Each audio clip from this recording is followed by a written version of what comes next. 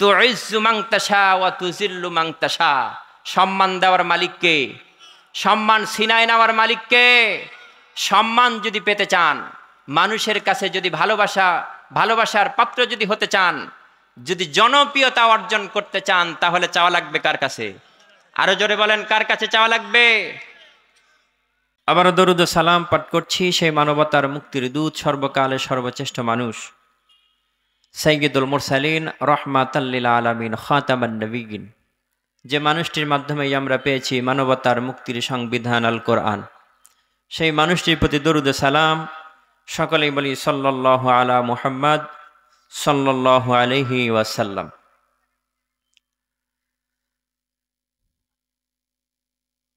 আল্লাহ রাব্বুল আলামিন আমাদেরকে এমন একটি সময়ের মধ্যে নিয়ে এসেছেন, বর্তমান এই সময়টি হলো পৃথিবীতে যত জাতি আছে তার মধ্যে একমাত্র মুসলমান জাতির একেবারে সময়টা মনে হচ্ছে একেবারে আইসিইউ। আইসিইউ বুঝেন তো নাকি? মানে রোগীর একেবারে শেষ অবস্থা, life support in centre care ইউনিটের মধ্যে রাখা হয়েছে যতক্ষণ থাকে। তো মুসলমান জাতির অবস্থাটা ঠিক এরকম। মুসলমানদের ঈমান একেবারে নিভু নিভু অবস্থা, কখন যেন যায়। কথা বলেন ঠিক কিনা? তো এই জরুরি মুহূর্তে কিছু কথা আমাদের বলা এবং শোনা খুবই জরুরি। সে বিষয়ে কিছু কথা বলবো ইনশাআল্লাহ। অল্প সময় সংক্ষিপ্তভাবে কিছু বলার চেষ্টা করব। আল্লাহ রাব্বুল আলামিন যেন আমাকে কথাগুলো সঠিক হক কথাগুলো বলার তৌফিক দান করেন। আপনারা সকলে একটু দোয়া করে দেন, বলেন আমিন। আমরা যারা শুনবো, আমরা যেন আমলের নিয়তে শুনতে পারি। আল্লাহ সেই তৌফিকটুকু দান করে দেন, বলেন আমিন। আমরা কথা বলবো কোরআন থেকে, কি বলেন? কথা হবে কোরআন থেকে। এদিক সেদিক করার কোনো সুযোগ নেই। কোরআন থেকে কথা বলার পরেও দেখবেন এক শ্রেণীর মানুষ আছে বলবে, হুজুরের কথা কেমন কেমন জানি। এরম আছে না নাই? আছে না? কোরআনের কথা শুনলে যদি আপনার কেমন কেমন মনে হয়, তাহলে বুঝতে হবে আপনার ঈমানটাও কেমন কেমন, ঠিক কিনা? সুতরাং আমরা কোরআন থেকে কথা শুনবো ইনশাআল্লাহ। আমি আপনাদের সামনে সূরাতুল মুলক সম্পর্কে, কোরআনুল কারীমের মধ্যে 114টা সূরার মধ্যে আল্লাহ রাব্বুল আলামিন একটা সূরা নাজিল করেছেন। সূরাটির নাম হলো সূরাতুল মুলক। মুলক মানে কি? রাজত্ব। মুলক মানে কি? তো এই পৃথিবীতে, এই জমিনে এখন কারা রাজত্ব করবে, এই বিষয়ে কিছু কথা বলবো। আল্লাহ রাব্বুল আলামিন কি বলছেন আমরা সেদিকেই চলছি। আমরা কোরআনের সেই সোনালী আয়াতগুলো একটু তেলাওয়াত করে নিই। সকলেই আমার সাথে পড়েন, আউযু বিল্লাহি মিনাশ শাইতানির রাজিম। বিসমিল্লাহির রাহমানির রাহিম। তাবারাকাল্লাযী বিয়াদিহিল মুলকু ওয়া হুয়া আলা কুল্লি শাইইন কাদির। الذي خلق سبع سماوات طباقا ما ترى في خلق الرحمن من تفاوت صدق الله العظيم। আমি আপনাদের সামনে তেলাওয়াত করেছি কোরআনুল কারীমের সূরাতুল মুলক থেকে প্রথম নাম্বার আয়াত। আল্লাহ রাব্বুল আলামিন এই মুলক সম্পর্কে আলোচনা করেছেন কোরআনুল কারীমের মধ্যে। আজকে এক শ্রেণীর মানুষ বলছে যে কোরআনের সাথে রাজনীতির কোনো সম্পর্ক নাই। কথা বলেন ঠিক কিনা? কিন্তু আল্লাহ রাব্বুল আলামিন কোরআনের মধ্যে এই রাজত্ব নিয়ে, রাজনীতি নিয়ে একটা সূরা নাজিল করে দিয়েছেন। এখন বলেন তো, আল্লাহর কথা সঠিক নাকি বান্দার কথা সঠিক? আমরা কার কথা শুনবো, আল্লাহর নাকি বান্দার? আল্লাহ রাব্বুল আলামিন বলেছেন, তাবারাকাল্লাযী বিয়াদিহিল মুলকু ওয়া হুয়া আলা কুল্লি শাইইন কাদির। অতি মহান ও শ্রেষ্ঠ তিনি, সর্বময় কর্তৃত্ব ও রাজত্ব যার হাতে, তিনি সব কিছুর উপর ক্ষমতাবান। তাহলে এই সমস্ত রাজত্বের মালিকানা কার হাতে? আর একটু জোরে বলেন, কার হাতে? এই রাজত্বের মালিক হলেন একমাত্র আল্লাহ। সমস্ত রাজত্বের মালিক তিনি হলেন আল্লাহ সুবহানাহু ওয়া তাআলা। এই ব্যাপারে কোনো সন্দেহ আছে? নেই। আল্লাহ রাব্বুল আলামিন এখানেই শেষ করেন নাই, তিনি আরো বলেছেন সূরা যুখরুফ 85 নম্বর আয়াত, ওয়া তাবারাকাল্লাযী লাহু মুলকুস সামাওয়াতি ওয়াল আরদি ওয়া মা বাইনাহুমা। কান আল্লাহু আকবার। কত মহান তিনি, আকাশমণ্ডলী ও পৃথিবী এবং এইগুলির মধ্যবর্তী সব কিছুর সার্বভৌমত্ব অধিপতি তিনি। বলেন তো এখন এই সার্বভৌমত্বের মালিক যিনি, তিনি কে? আল্লাহ। তাহলে এই সার্বভৌমত্বর মালিক যদি আল্লাহ হয়, বলেন তো দেখি এই আল্লাহর জমিনে এখন হুকুম চলবে আল্লাহর নাকি বান্দার? আল্লাহর হুকুম। ইনিল হুকমু ইল্লা লিল্লাহ আলা লাহুল খালকু ওয়াল আমর। সৃষ্টি যার, হুকুম চলবে তার, ঠিক কিনা? এখন যদি কোনো মানুষ মনে করে আল্লাহ পৃথিবী সৃষ্টি করেছেন, ঠিক আছে, আমাদেরকে পৃথিবীতে পাঠিয়েছেন, আমরা এক একজন এক একটা দেশের মালিক হয়ে বসে আছি, এই দেশ অমকের তমকের, ঠিক কিনা? এক একজন এক এক নেতার আদর্শ বাস্তবায়নের জন্য মিশন নিয়ে এই জমিনে কাজ করছে। আমরা যে নেতা নেত্রীর মিশন ভীষণ নিয়ে জমিনে কাজ করি, নেতার মিশন, নেতার স্বপ্ন বাস্তবায়নের জন্য কাজ করি, যখন ঠেলায় পড়ে ওই নেতা কর্মীদের কথা ভাবার সময় থাকে না, পেছনের দরজা দিয়ে পালানোর সময়ও পায় না। কথা বলেন ঠিক কিনা? কিন্তু আমার আল্লাহ কে এমন, এই রাজত্ব আল্লাহর। আল্লাহর জমিনে যদি আল্লাহর বান্দারা আল্লাহর হুকুমত কায়েমের জন্য চেষ্টা করে, আল্লাহর দিন কায়েমের জন্য যদি আন্দোলন করে, আন্দোলন করতে গিয়ে যদি বিপদে পড়ে যায়, যদি তার উপরে জেল জুলুম জরিমানা, এমনকি যদি ফাঁসিও যদি চলে আসে, ফাঁসির রায় যদি চলে আসে, বলেন তো দেখি ওই মুহূর্তেও ওই মুসিবতের সময় বান্দার সাথে যিনি থাকেন তিনি কে? আল্লাহ তো এমন রাজত্বের মালিক নয় যে ঠেলায় পড়লে কর্মীদের কথা না ভেবেই পালায় চলে যাবে, এরকম না। সুতরাং এই নেতা নেত্রীর মিশন ভীষণ নিয়ে কাজ করে কোনো লাভ নাই। এই আল্লাহর জমিনে বাঁচতে হলে, বেঁচে থাকতে হলে ওই আল্লাহর হুকুমত কায়েমের আন্দোলন করা লাগবে। কথা বলেন ঠিক কিনা? আল্লাহ রাব্বুল আলামিন কেমন মালিক তিনি আরো বলেন,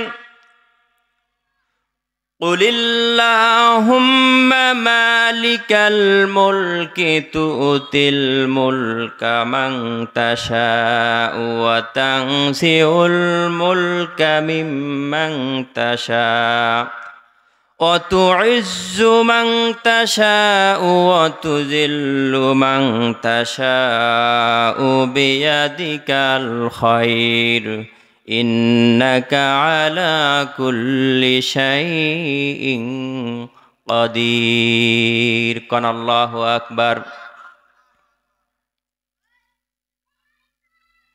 ওই আল্লাহ রাব্বুল আলামিন এই সমস্ত মুলকের মালিক। কুলিল্লাহুম্মা মালিকাল মুলক, সমস্ত পৃথিবীর মালিক তিনি এমন মালিক, তিনি এমন রব, তিনি এমন বাদশাহ, এমন রাজা, তিনি যাকে ইচ্ছা তাকে সম্মান দেন, আবার যাকে ইচ্ছা তাকে বেজ্জতি করেন। তিনি ইচ্ছা করলেই দিনকে রাত করতে পারে, রাতকে দিন করতে পারে। পারে কি পারে না? এই ক্ষমতা আল্লাহর আছে না নাই? যাকে ইচ্ছা তাকে ক্ষমতা দেন, আবার যাকে ইচ্ছা তার কাছ থেকে ক্ষমতা ছিনাই নেন। যাকে ইচ্ছা তাকে সম্মান দেন, যাকে ইচ্ছা তার কাছ থেকে সম্মান ছিনাই নেন। এই ক্ষমতার মালিক যিনি, তিনি কে? এখানে একটা প্রশ্ন। আল্লাহ রাব্বুল আলামিন এইখানে সম্মানের কথা বলেছেন, কিন্তু যদি কোনো মানুষকে ক্ষমতা দেওয়া হয়, ক্ষমতা পাইলেই যে সম্মানিত হবে এমন কিন্তু নয়। নেতৃত্ব পাইলেই যে তাকে সম্মানিত করা হবে। সম্মান একটা জিনিস আর ক্ষমতা আর একটা জিনিস। ক্ষমতা দিয়ে কিন্তু পৃথিবীতে সম্মান কিনা যায় না। এই পৃথিবীতে কত ক্ষমতাশীল ব্যক্তি ছিল। ফেরাউনের ক্ষমতা ছিল কি ছিল না? নমরুদের ক্ষমতা ছিল কি ছিল না? আবু জেহেলের ক্ষমতা ছিল কি ছিল না? কিন্তু আল্লাহ রাব্বুল আলামিন ক্ষমতা দেওয়ার পরেও তাদেরকে এমনভাবে বেজ্জতি করেছেন। এই পৃথিবীতে নমরুদ, ফেরাউন তারা খোদা দাবি করেছিল, এত ক্ষমতা তাদের ছিল।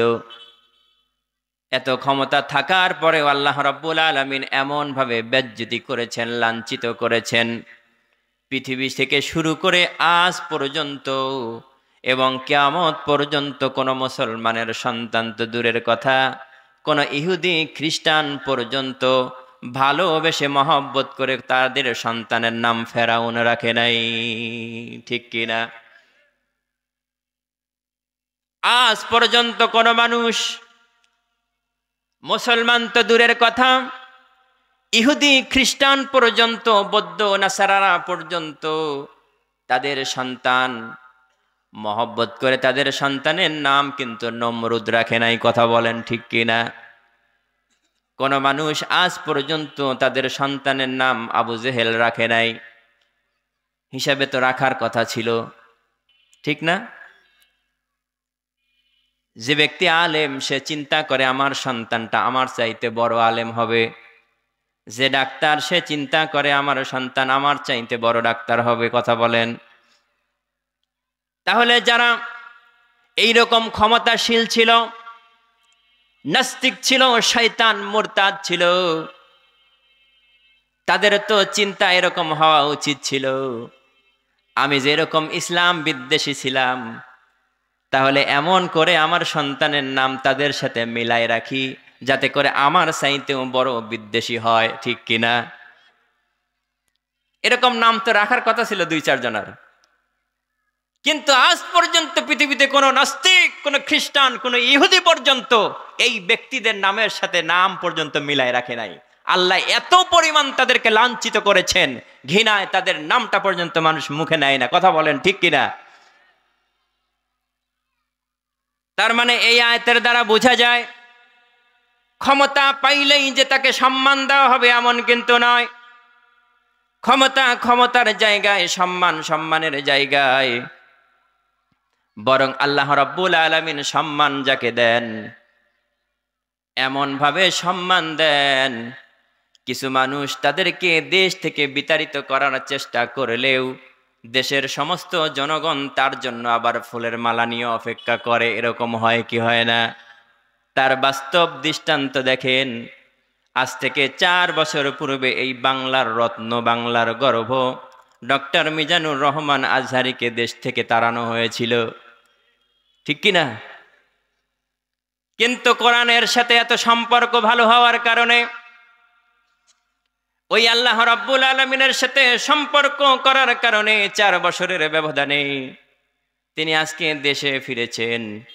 শুধুমাত্র তাকে এক নজর দেখার জন্য, তার মুখের একটা কথা শোনার জন্য একটা ডাকে 30 থেকে 25 লক্ষ মানুষ একত্রিত হয়ে যায়, ঠিক কিনা? এই সম্মান দেওয়ার মালিককে, এই ইজ্জত দেওয়ার মালিককে। সুতরাং ক্ষমতা পাইলেই সম্মান পাবে এমন কিন্তু নয়। সম্মান, ভালোবাসা, মহব্বত, সম্মান, ইজ্জত চাইতে হবে কার কাছে? কার কাছে? আল্লাহর কাছে। ক্ষমতা দিয়ে সম্মান পাওয়া যায় না। কত কত ক্ষমতাসীন এই পৃথিবী থেকে বিদায় হলো। তারা রাজত্বের মালিক মনে করেছে নিজেদেরকে, তারা দেশের মালিক মনে করেছে নিজেদেরকে, প্রভু মনে করেছে নিজেদেরকে। কথা বলেন ঠিক কিনা?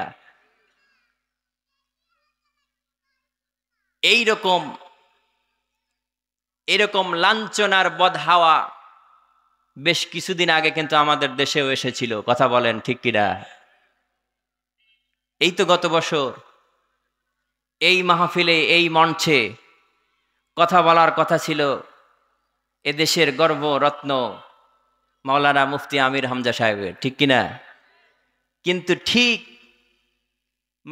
সেই প্রোগ্রামের আগের দিন সন্ধ্যাবেলায় এক শ্রেণীর ওই দেশের প্রভুদের বাহিনীরা এসে এই মঞ্চটাকে ভেঙ্গে তছনছ করে দিয়েছিল। মনে আছে আপনাদের? মনে আছে? কোথায় আজকে তারা? কোনো খবর আছে? কোনো খবর নাই, কোনো খবর নাই। কোথায় আজকে তারা? 350 এমপি, মন্ত্রী, 1600 নেতাকর্মী আজকে তারা ময়দানে এসে, মাঠে এসে মানুষের সামনে নিজের পরিচয়টা পর্যন্ত দেওয়ার সাহস রাখে না। কথা বলেন ঠিক কিনা? যদি বলে যে আমি ওই দলের, তাইলে খবর আছে, ঠিক কিনা? এই হলো ক্ষমতা, এই হলো মানুষের ক্ষমতা। আর এই ক্ষমতা নিয়ে মানুষ এই পৃথিবীতে বড়াই করে, ঠিক কিনা? কিন্তু আল্লাহ রাব্বুল আলামিনের যে ক্ষমতা, যে রাজত্ব, রাজত্বের রাজা যিনি, এই পৃথিবী শুরু থেকে শেষ পর্যন্ত আছে, থাকবে। কথা বলেন ঠিক কিনা? তো যার ক্ষমতা আছে, থাকবে, আমরা তার পেছনে থাকবো নাকি যারা পালিয়ে চলে যায় তাদের পিছনে থাকবো? যিনি ছিল, আছে, তার সাথেই থাকতে হবে। কথা বলেন ঠিক কিনা? আল্লাহ রাব্বুল আলামিন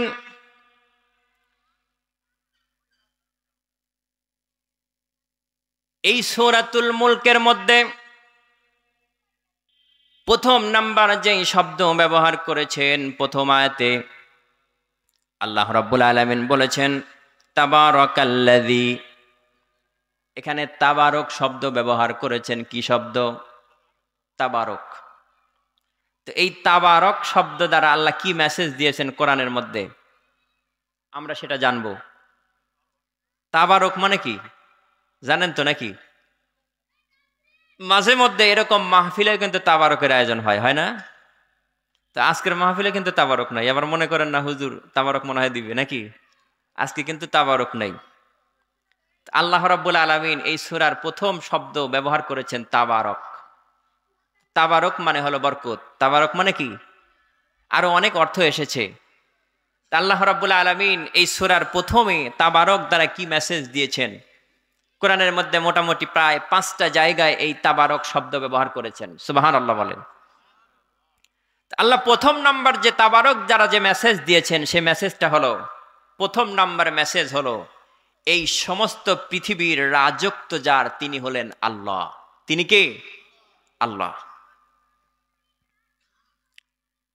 আল্লাহ রাব্বুল আলামিন এরপরে বলছেন সূরা বাকারা 107 নম্বর আয়াত, আল্লাহ রাব্বুল আলামিন বলছেন আলাম তা'লাম আন্নাল্লাহা লাহু মুলকুস সামাওয়াতি ওয়াল আরদ ওয়া মা লাকুম মিন দুনিল্লাহি মিন ওয়ালিয়্যিন ওয়ালা নাসীর। কোন আল্লাহু আকবার।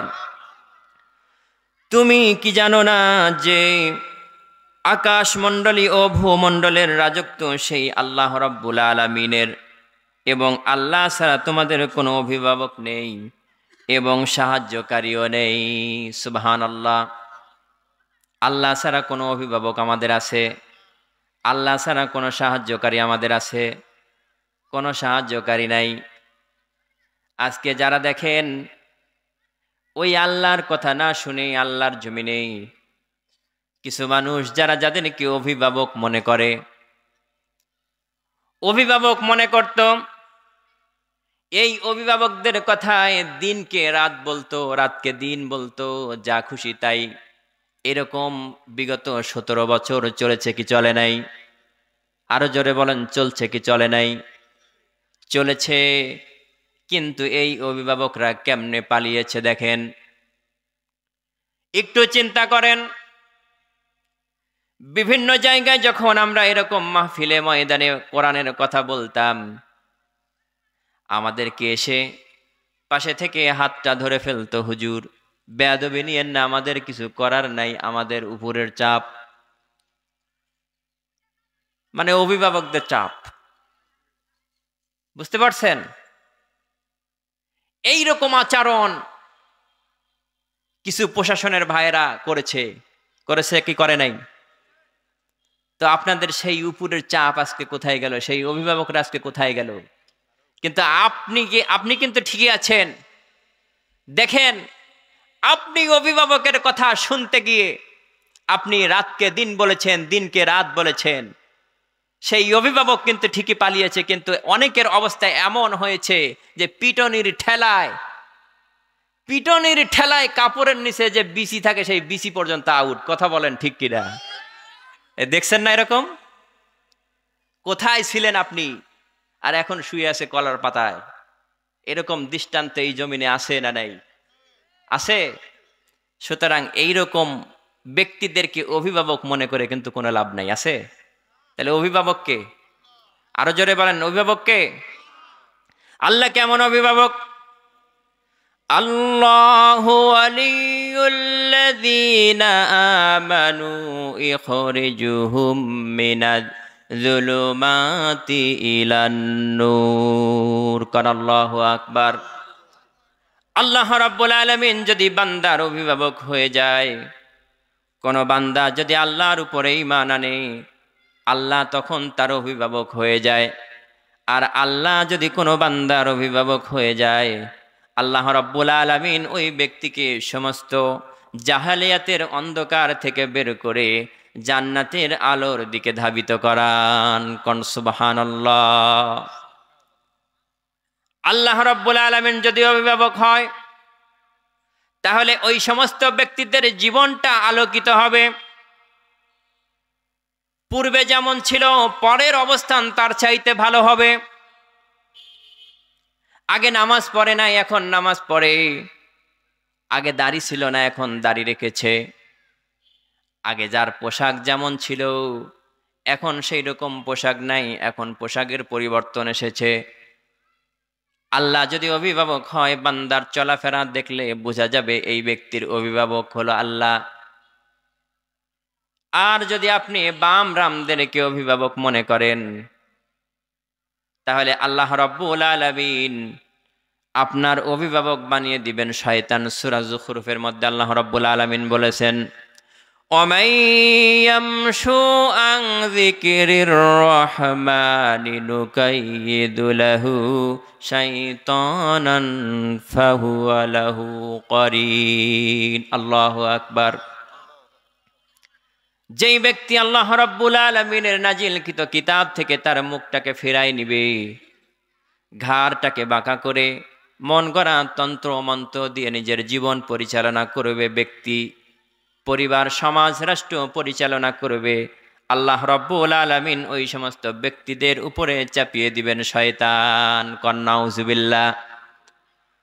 যদি কোনো ব্যক্তির উপরে শয়তান চাপে বসে, শয়তান যদি ছোঁয়ার হয়ে যায়, বলেন তো দেখি ওই ব্যক্তির ঠিকানা কোথায় হবে?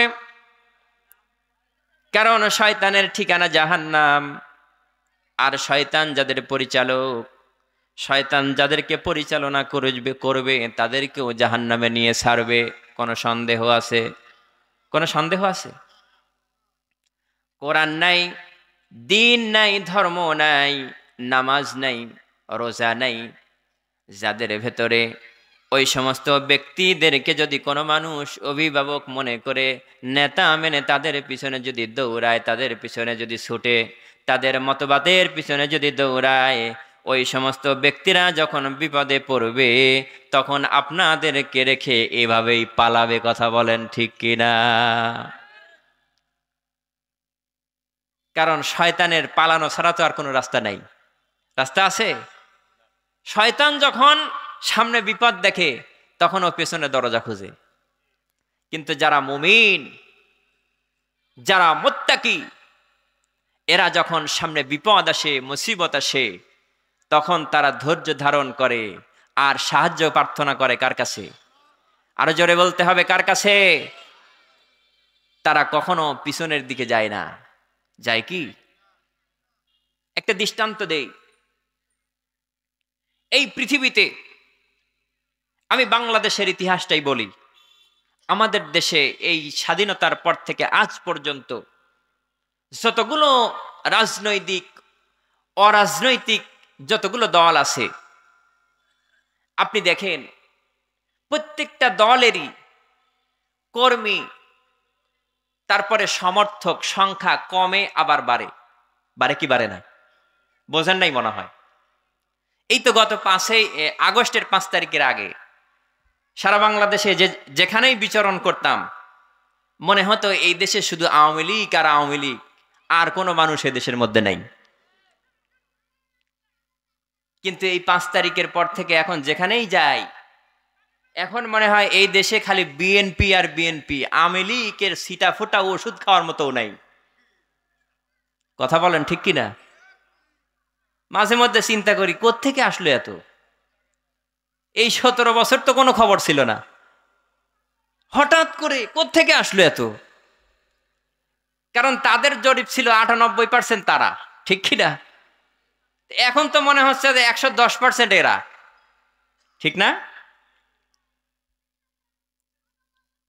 আপনি দেখবেন যত রাজনৈতিক অরাজনৈতিক সংগঠন আছে প্রত্যেকটা সংগঠনেরই কর্মী সংখ্যা বাড়ে আবার কমে। যখন সুবিধা পায় তখন যোগ দেয়, আর যখন দেখে সামনে বিপদ তখন বলে আমি কোনো রাজনীতির সাথে নাই। কথা বলেন ঠিক কিনা? কিন্তু এই পৃথিবীতে যেই সমস্ত সংগঠনগুলো, আমি নাম বলতে চাই না, যেই সমস্ত সংগঠনগুলো তাদের গঠনতন্ত্রে এই কোরআনকে সামনে নিয়ে, আল্লাহর রসুলের আদর্শকে সামনে নিয়ে আল্লাহর দিন কায়েমের জন্য এই জমিনে যারা আন্দোলন করে, আপনি দেখেন এই বাংলাদেশের ইতিহাস থেকে শুরু করে আজ থেকে 50 বছর আগে এই সমস্ত সংগঠনগুলোর কতগুলো কর্মী ছিল, আর বর্তমান কর্মী সংখ্যা কত? কম না বেশি? আরো জোরে বলতে হবে, কম না বেশি? এই সমস্ত সংগঠনের কর্মীরা কোনোদিন কমে না, দিন যত যাবে ততদিন খালি বাড়বেই। কথা বলেন ঠিক কিনা? কারণ এদের গঠনতন্ত্রে আছে কি? আরো জোরে বলেন। তারা এই জমিনে কায়েম করতে চায় আল্লাহর বিধান। কথা বলেন ঠিক কিনা? কোন বাম কোন রামের কথা মতো তারা কোন বাম রামের আদর্শকে এই জমিনে প্রতিষ্ঠিত করতে চায় না। তারা প্রতিষ্ঠিত করতে চায় যে আদর্শ, সেটা হলো কোরআন। কথা বলেন ঠিক কিনা? এই জন্য দিন যত যায় তত এই সংগঠনগুলোর কর্মী সংখ্যা বাড়ে, কোনোদিন কমে না। কথা বলেন ঠিক কিনা? পৃথিবী সৃষ্টির শুরু থেকে ইসলামের ইতিহাস পড়ে দেখেন, মুসলমানদের সংখ্যা কত ছিল, তারপরে কত, এখন কত। আর এই সমস্ত সংগঠনের কর্মীদের সংখ্যা দেখে আজকে কিছু দাদাবাবুদের মাথা খারাপ। কথা বলেন ঠিক কিনা? ভাইরা আমার, আমি বলতে চাই যে আপনারা আপনাদের আদর্শকে রাসূলের আদর্শে রূপান্তরিত করেন, আপনাদের গঠনতন্ত্রের মধ্যে কোরআনকে সংযোগ করেন, দেখবেন আপনাদের ছায়াতলেও মানুষেরা এই দেশের 18 কোটি তাওহীদি জনতা দলে দলে যোগ দিবে। কথা বলেন ঠিক কিনা? কারণ বিগত 50 বছর এই দেশের মানুষ যা কিছু দেখেছে, একবার আরেকবার আরেকজন, যারাই এসেছে শুধুমাত্র এই দেশের এই জনগণের সম্পদ লুট করে আত্মসাৎ করে বিদেশে পাড়ি জমিয়েছে। কথা বলেন ঠিক কিনা? এর বিকল্প আর কোনো কিছু দেখে নাই, যার কারণে মানুষ আজকে এই সমস্ত দাদাবাবুদের উপরে আস্থা হারিয়ে ফেলেছে। মানুষ এগুলো আর দেখতে চায় না। কথা বলেন ঠিক কিনা? মানুষ এখন চায় আল্লাহর জমিনে আল্লাহর বিধান। কথা বলেন ঠিক কিনা? আল্লাহ রাব্বুল আলামিন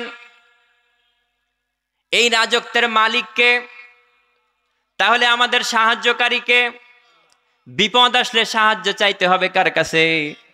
আল্লাহর কাছে। আল্লাহ রাব্বুল আলামিন এখানেই শেষ করেন নাই, আল্লাহ রাব্বুল আলামিন আরো বর্ণনা করেছেন সূরা আলে ইমরান 189 নম্বর আয়াত। আল্লাহ রাব্বুল আলামিন বলেছেন, ওয়ালিল্লাহি মুলকুস সামাওয়াতি ওয়াল আরদ আল্লাহু আলা কুল্লি শাইইন কাদির। আল্লাহু আকবার। বস্তুত আসমান ও জমিনে যা কিছু আছে সব কিছুর রাজত্ব একমাত্র আল্লাহর। সব কিছুর রাজত্ব কার? সকল কিছুর উপরে যিনি ক্ষমতাবান তিনি কে? সকল উপরে ক্ষমতাবান কে? কিন্তু এক শ্রেণীর মানুষেরা বলে সকল ক্ষমতার উৎস জনগণ। নাউজুবিল্লাহ, কালকে বাড়ি গিয়ে বলেন। আল্লাহ বলতেছে সকল কিছুর উপরে যিনি ক্ষমতাবান তিনি কে? আল্লাহ রাব্বুল আলামিন বললেন, আন্নাল কুওয়াতা লিল্লাহি জামিয়া। আল্লাহু আকবার। সকল ক্ষমতার উৎস হলো আল্লাহ। আর এক শ্রেণীর মানুষের স্লোগান হলো সকল ক্ষমতার উৎস হলো জনগণ। নাউজুবিল্লাহ। সকল ক্ষমতার উৎস যদি জনগণ হয়, আজকে চোখের সামনে আমাদের দৃষ্টান্ত হাজির। আল্লাহ রাব্বুল আলামিন আমাদেরকে বিবেক দিয়েছেন, বুদ্ধি দিয়েছেন, একটু বিবেকটা খাটাইতে হবে। আজকে গোটা পৃথিবীর মোড়ল মনে করে, গোটা পৃথিবী যাকে মোড়ল মনে করে সেই মোড়ল হলো আমেরিকা। ঠিক কিনা? গোটা পৃথিবীর উপরে তারা মোড়লগিরি করছে। তারা মনে করতেছে আমাদের চাইতে ক্ষমতাবান পৃথিবীতে আর কেউ নাই। এত বড় মোড়ল, এত শক্তিধর একটা দেশ, যাদের জনসংখ্যার কোনো অভাব নাই, সৈন্যের কোনো অভাব নাই, সেনাবাহিনীর কোনো অভাব নাই, প্রযুক্তির কোনো অভাব নাই। আজকে দেখেন ছোট্ট একটা দাবানলের আগুনে, ছোট্ট একটা দাবানল ছড়িয়ে অগ্নিকুণ্ড হয়ে গোটা লস অ্যাঞ্জেলেস, ক্যালিফোর্নিয়া, হলিউড সহ পুরে সারকার হয়ে গেছে। কথা বলেন ঠিক কিনা?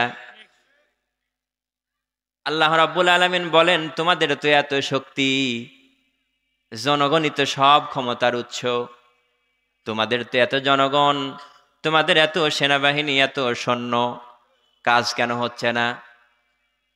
গবেষকরা গবেষণা করে করে বলেছেন বিগত 2 সপ্তাহ যাবৎ এই অগ্নিকুণ্ড দাবানল চলছে। গবেষকরা বলেছে আগামী সপ্তাহে এর প্রকোপ আরো বেশি হতে পারে, আরো বেশি হতে পারে। অথচ তথ্যে রিপোর্ট এসেছে 70,000 দমকল বাহিনী আধুনিক প্রযুক্তি নিয়ে তারা এই আগুনকে নিয়ন্ত্রণ করার চেষ্টা করছে। ৭০,০০০ দমকল বাহিনী, আধুনিক যন্ত্রপাতি, এগুলো নিয়ন্ত্রণ করছে ৭৫,০০০ মানুষ। কত? ৭৫,০০০ মানুষ মিলে চেষ্টা করেও বিন্দু মাত্র অগ্নিকুণ্ডকে তারা নিয়ন্ত্রণে আনতে পারে নাই। পেরেছে?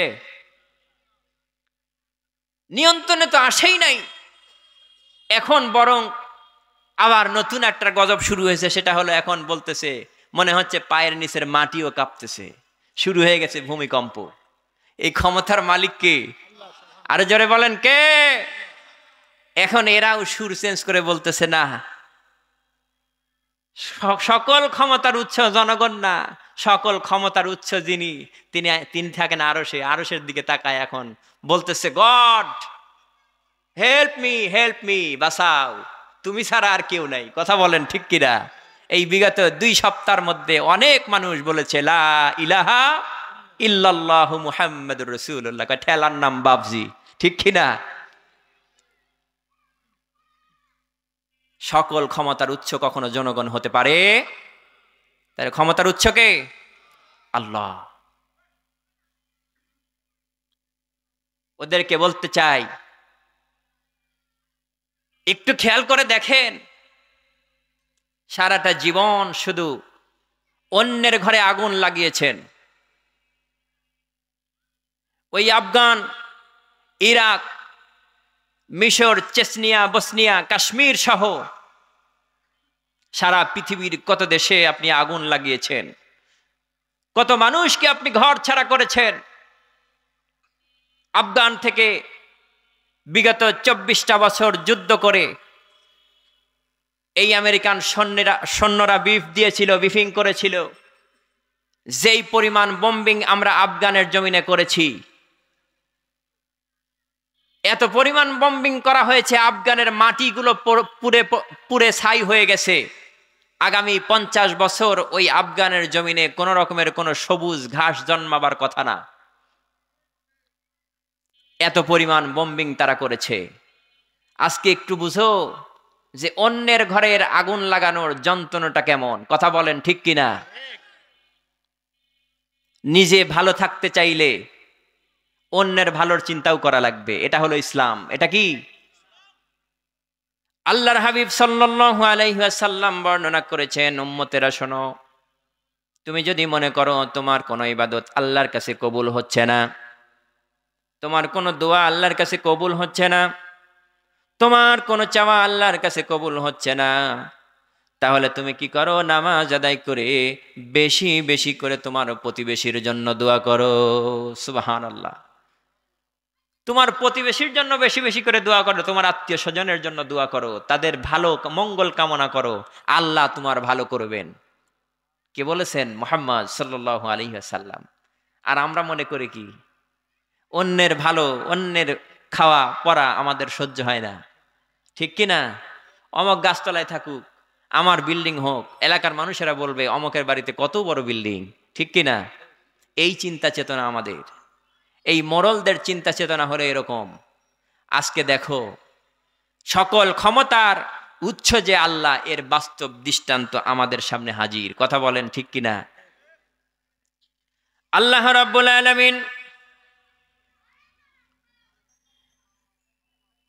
এই সূরাতুল মুলকের মধ্যে প্রথম শব্দ তাবারাকা দ্বারা যে মেসেজ দিয়েছেন, প্রথম নাম্বার মেসেজ হলো এই সমস্ত রাজত্বের মালিকানা যার, তিনি হলেন আল্লাহ। প্রথম নাম্বার মেসেজ কি? তাবারক দ্বারা যে মেসেজ দিয়েছেন, সমস্ত রাজত্বের মালিক যিনি, তিনি কে? আরো জোরে বলেন কে? আল্লাহ রাব্বুল আলামিনের পরে বলেন,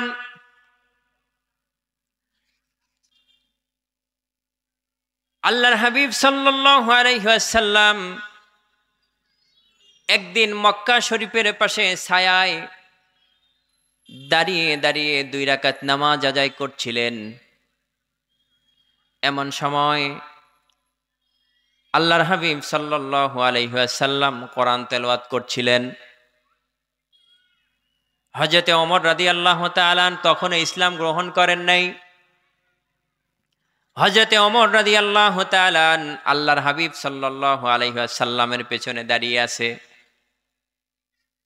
এই কোরআনুল কারীম এমন একটা কিতাব, এই কোরআনটাকে যদি কেউ জোরে জোরে তেলাওয়াত করে তাহলে সাহিত্যের মতো শোনা যায়। আবার কেউ যদি সুন্দর করে একটু সুরেলা কণ্ঠে তেলাওয়াত করে তাহলে কবিতার মতো লাগে। কথা বলেন ঠিক কিনা? এক একটা আয়াতের সাথে এক একটা আয়াত কত সুন্দর করে আল্লাহ রাব্বুল আলামিন মিল করে দিয়েছেন। আল্লাহ রাব্বুল আলামিন সূরা রহমানের মধ্যে প্রতিটা প্রায় আয়াতের শেষে নুন দিয়ে মিল করেছেন। কি দিয়ে? নুন দিয়ে। আল্লাহ রাব্বুল আলামিন বলেছেন, আর রহমান আল্লামাল কোরআন খলাকাল ইনসানা আল্লামাহুল বায়ান। আল্লাহু আকবার। কত সুন্দর মিল, তাই না? নুন দিয়ে মিল করেছেন। আবার অন্য সূরায় বলেছেন, ওয়াশ-শামসি ওয়াদুহাহা ওয়াল কমারি ইযা তালাহা ওয়ান নাহারি ইযা জাল্লাহা। আল্লাহু আকবার। কত সুন্দর একটা আয়াতের সাথে আর একটা আয়াত মিল করেছেন। এরকম ভাবে আল্লাহর হাবিব সাল্লাল্লাহু আলাইহি ওয়াসাল্লাম মক্কা শরীফের পাশে ছায়ায় এরকম নামাজ আদায় করছেন। একটা আয়াত আয়াতের সাথে তেলাওয়াত মিলিয়ে মিলিয়ে এরকম ভাবে তেলাওয়াত করছেন। আল্লাহর হাবিব বলছেন, আল হাক্কাতু মাল হাক্কা ওয়া মা আদরাকা মাল হাক্কা। কান আল্লাহু আকবার। হযরতে ওমর রাদিয়াল্লাহু তাআলা তখন পিছনে দাঁড়িয়ে মনে মনে চিন্তা করছে, এতদিন ভেবেছিলাম আব্দুল্লাহ বিন মুহাম্মদ সাল্লাল্লাহু আলাইহি ওয়াসাল্লাম তিনি শুধুমাত্র আল্লাহর নবী, কিন্তু আজকে মনে হচ্ছে তিনি কি আবার কবি হয়ে গেলেন নাকি। মনে মনে ধারণা করতেছে, মানে এত সুন্দর তেলাওয়াত মিল, একটা আয়াতের সাথে আর একটা আয়াত কবিতার মতো। কবিতার যেমন একটা লাইন আর একটা লাইনের সাথে মিল থাকে। হযরতে ওমর রাদিয়াল্লাহু তাআলা পিছনে দাঁড়িয়ে মনে মনে ভাবতেছেন, আজকে কি আবার আব্দুল্লাহ বিন মুহাম্মদ সাল্লাল্লাহু আলাইহি ওয়াসাল্লাম কবি হয়ে গেল নাকি। এখন বলেন তো, মানুষের অন্তরে যেই জল্পনা কল্পনা হয়, এই জল্পনা কল্পনার খবর ওই আলসের মালিক যিনি, তিনি জানেন কি জানেন না? জানেন তো নাকি? আল্লাহ রাব্বুল আলামিন সঙ্গে সঙ্গে আল্লাহর হাবিবকে জানাই দিলেন। আল্লাহর হাবিব তেলাওয়াত করলেন পরবর্তী আয়াত, ওয়ামা হুয়া বিকাউলিন শাইর। আল্লাহু আকবার। ইহা কোনো কবির রচয়িতা নয়, এটা কোনো কবির রচনা নয়।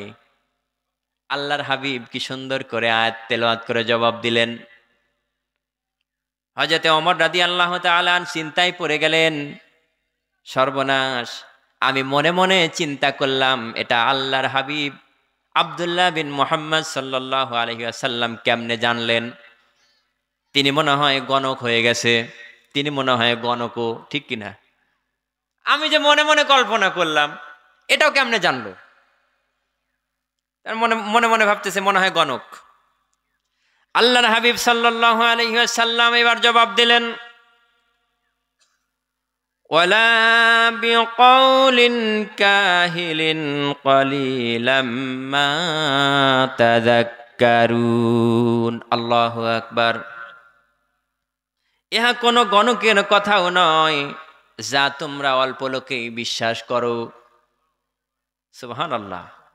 কারণ ওই সময় এই কোরআন তেলাওয়াত শুনলে আরবের লোকেরা, কিছু লোক মনে করতো যে এটা একটা কবিতা, এটা একটা সাহিত্য। কিছু লোক মনে করতো যে আব্দুল্লাহ বিন মুহাম্মদ সাল্লাল্লাহু আলাইহি ওয়াসাল্লাম একজন গণক, আর এই কথাগুলো গণকের। কন নাউজুবিল্লাহ। আল্লাহর হাবিব বলতেছেন এগুলো কোনো গণকের কথাও নয় যা তোমরা অল্প লোকেরাই বিশ্বাস করো। হযরতে ওমর রাদিয়াল্লাহু তাআলা চিন্তায় পড়লেন। এরপরে আল্লাহর হাবিব সাল্লাল্লাহু আলাইহি ওয়াসাল্লাম কত সুন্দরভাবে জবাব দিচ্ছেন। আল্লাহ রাব্বুল আলামিন নাজিল করে দিলেন, আল্লাহর হাবিব সাল্লাল্লাহু আলাইহি ওয়াসাল্লাম তেলাওয়াত করে শোনায় দিচ্ছেন। তানজিলাম মির রাব্বিল আলামিন। আল্লাহু আকবার। এগুলো ওই আল্লাহ রব্বুল আলামিনের পক্ষ থেকে নাজিলকৃত কিতাব। আয়াত, সুবহানাল্লাহ। এটা মহামান্বিত এমন একটা কিতাব, এই কিতাব, এই কিতাবকে যারা জীবনে বাস্তব রূপে যারা এই কিতাব পড়বে, মানবে, বুঝবে, আল্লাহ রাব্বুল আলামিন তাদের সম্পর্কে ঘোষণা করে দিলেন, ফামান তাবিয়া হুদায়া ফালা খাউফুন আলাইহিম ওয়ালা হুম ইয়াহজানুন। আল্লাহু আকবার। যারা এই কিতাবের অনুসরণ করবে, অনুকরণ করবে, তাদের কোনো চিন্তাও নাই, তাদের কোনো ভয়ও নাই। কিসের চিন্তা? না খাওয়ার চিন্তা, না পড়ার চিন্তা, না ঘুমানোর চিন্তা, কোনো চিন্তা নাই। যারা এই কিতাবের অনুসরণ করবে তাদের কোনো ভয়ও নাই, তাদের কোনো ভীতিও নাই। সুবহানাল্লাহ। কথা কার? এই কিতাবের মধ্যে কোনো সন্দেহ আছে? সন্দেহ আছে? কোনো সন্দেহ নাই। আল্লাহ রাব্বুল আলামিন এই কিতাব সম্পর্কে প্রথমেই জানাই দিয়েছেন, যালিকাল কিতাবু লা রাইবা ফীহি হুদাল লিল মুত্তাকিন। এটা এমন কিতাব যার মধ্যে কোনো রকম সন্দেহের অবকাশ নাই। আর এই কিতাব তাদের জন্য এসেছে, মুত্তাকিদের জন্য হিদায়াত স্বরূপ এসেছে। সুবহানাল্লাহ। এখন যদি আমরা জানতে চাই এই কিতাব আল্লাহ রাব্বুল আলামিন কেন নাজিল করেছেন, কি কারণে নাজিল করেছেন, আল্লাহ রাব্বুল আলামিন তারও জবাব দিয়ে দিবেন। আল্লাহ রাব্বুল আলামিন বলছেন,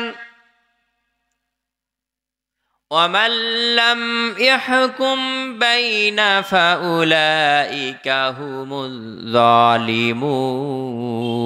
আল্লাহু আকবার।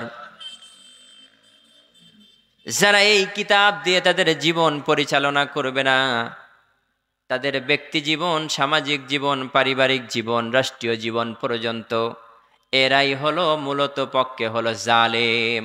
নাউজুবিল্লাহ। আরো জোরে বলেন, এরা কি? কথা কার? আরো জোরে। এখন আমরা বিগত 52টা বছর এ পর্যন্ত যতগুলো ব্যক্তি, যত মানুষ আমরা যেইভাবে এই সমাজ, এই দেশ, এই রাষ্ট্র পরিচালনা করেছি, বলেন তো সবগুলোকে এই আল্লাহর কোরআনের কথা অনুযায়ী নাকি ওই আব্রাহাম লিঙ্কনের লেখা আইন অনুযায়ী?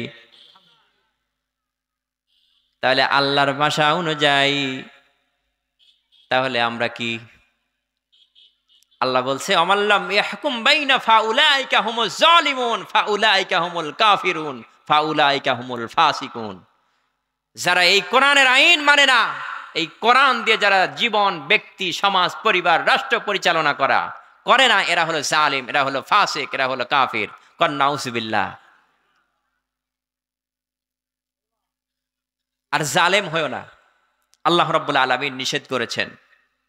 খবরদার জালিম হবে না, কারণ পৃথিবীতে কোনো জালিমকে আজ পর্যন্ত আল্লাহ বরদাস্ত করে নাই। কথা বলেন ঠিক কিনা? জালেমদের পরিণতি এমন, ওরা যতই চক্রান্ত করুক, যতই মক্করবাজি করুক, বলেন তো ওই মক্করের আল্লাহর কাছে খাওয়া আছে? আছে? এই যুগে যুগে এই জালিমরা এমন ভাবে মানুষদের উপরে চেপে বসেছে, এই জালিমগুলো মানুষের উপরে এমন ভাবে চেপেছে, দেখা যায় ক্ষমতায় এসেই বলে আমরা অমুক সাল পর্যন্ত থাকবো, এইটা আমার বাপের, এইটা মায়ের, এইটা স্বামীর, এইটা অমুকের, এইটা তমকের। কথা বলেন ঠিক কিনা? ঠিক না? এই জালেমদের জুলুম, অত্যাচার, স্টিম রোলার চলতে চলতে এমন পরিণতি হয়েছে, এমন অবস্থা হয়েছে, দেশের জনগণ ক্ষুব্ধ হয়ে রাজপথে নেমে আন্দোলন শুরু করেছে, স্লোগান দিয়েছে পদত্যাগ চাই, কি চাই। কিন্তু মানুষের ফায়সালার উপরে আল্লাহর ফায়সালা কাজ করে নাকি আল্লাহর ফায়সালার উপরে আল্লাহ কাজ করে? আল্লাহ রাব্বুল আলামিন বললেন, ওয়ামাকারু ওয়ামাকারাল্লাহু ওয়াল্লাহু খায়রুল মাকিরিন। কোন আল্লাহু আকবার। আল্লাহ রাব্বুল আলামিন বললেন, না না, তোমাদের সিদ্ধান্তের উপরে সিদ্ধান্ত হবে না, আমরা চাইলাম পদত্যাগ, আল্লাহ বলে পদত্যাগ না, হবে দেশ ত্যাগ। ঠিক কিনা? এদেশের যুবকরা তারা চেয়েছিল পদত্যাগ, কিন্তু আল্লাহ বললেন না, পদত্যাগ দিয়ে কাজ হবে না, এই দেশ ত্যাগ করাতে হবে। কথা বলেন ঠিক কিনা? সুতরাং জালেম হওয়া যাবে না, আল্লাহ নিষেধ করেছেন। জালেম হয়েও না, জুলুম করো না, যত অপরাধ করো না কেন আল্লাহ বলছেন মাফ করে দিব। কিন্তু অন্যের উপরে জুলুম যদি করে, অন্যের হক যদি নষ্ট করো, অন্যের সম্পদ যদি নষ্ট করো, ওই বান্দা যতক্ষণ মাফ না করবে ততক্ষণ আমি আল্লাহ মাফ করব না। করতে পারবে? পারবে? এই দেশের হাজার হাজার কোটি কোটি টাকার সম্পদ যারা এই দেশ থেকে লুট করে আত্মসাৎ করে যারা বিদেশে পাড়ি জমিয়েছে, বেগম পাড়া যারা বানিয়েছে, একজন ব্যক্তি স্বরাষ্ট্রমন্ত্রী, তার নাকি 450 বাড়ির সন্ধান পাওয়া গেছে। কত? আচ্ছা বলেন তো, একজন মানুষের বাড়ি কতটা লাগে? হ্যাঁ, একজন মানুষের বাড়ি কতগুলো লাগে? একজন মানুষের ঠিকানা হলো 3.5 হাত জায়গা। কতটুকু? 3.5 হাত। এর বেশি আপনি নিতে পারবেন? পারবেন? এই সমস্ত সম্পদগুলো দেশের প্রতিটা মানুষকে বুঝিয়ে দিতে হবে। কথা বলেন ঠিক কিনা? আল্লাহ বলছেন জালেম হয় না, জুলুম করো না। আজকে এক শ্রেণীর মানুষেরা, এক শ্রেণীর মানুষ আবার এই দেশটারে গত 5 তারিখের পর থেকে দেশটাকে গনিমত মনে করতেছে, গনিমতের মাল মনে করতেছে। এই গনিমতের মাল বোঝেন তো?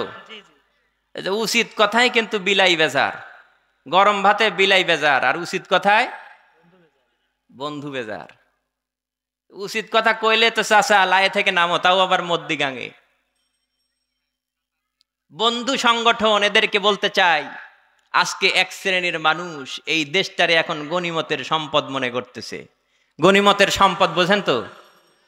যুদ্ধের ময়দানে প্রতিপক্ষ পরাজিত হয়ে পালিয়ে চলে গেছে, এখন তাদের যে সয় সম্পদ ছিল, টাকা পয়সা যা কিছু ছিল সবকিছু ফেলে রেখে চলে গেছে, এগুলোকে বলা হয় গনিমতের সম্পদ। এগুলো কি? গনিমতের সম্পদ।